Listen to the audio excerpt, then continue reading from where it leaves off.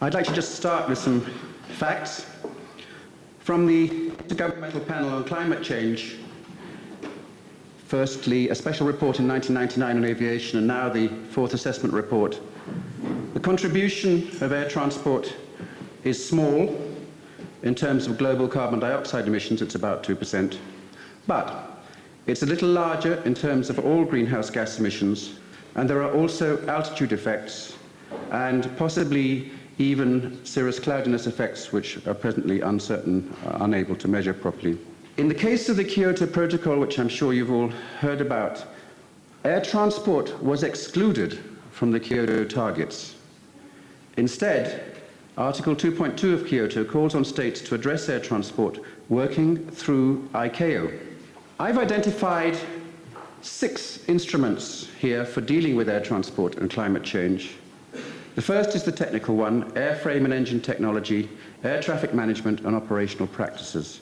Now, this is the critical one because IPCC and others have shown that air transport can reduce its emissions per unit by about 1.3% per annum for the next 20-30 years, but air transport is growing at 5% a year.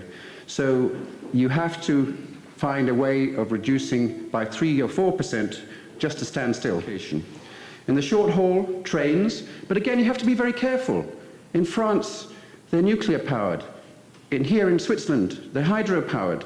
So in other places, they're diesel powered, and the comparison is not so straightforward. Buses are very good. Small cars, as long as they're multi-passenger, and advanced turboprop aircraft. For the long haul, as we heard a couple of days ago, there's little alternative to jet air transport. On the business front, we may see more, as people want to be seen to be green and also to save money. We may see more video conferencing, telepresence and podcasting, possibly reduction in MICE, meetings, incentives, conferences and exhibition activity. Carbon offset. This is many people's view of carbon offset.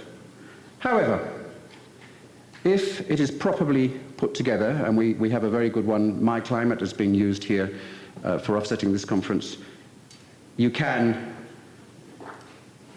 make it into a valid option, but we need to move in a direction and make it into a valid option. And as for a tourism perspective, I believe we need to have mitigation measures which reflect coherence with poverty alleviation strategies. We apply the principle of contraction and convergence, preferential treatment for air services supporting the development of tourism in developing countries, and an even-handed approach to the primary users. Where is the air freight duty in the United Kingdom, for example, and amongst modes of transport? Tourism and air transport, ICAO, World Tourism Organization, IATA, ACI, etc., must engage. We must work together on this critical issue for our joint future.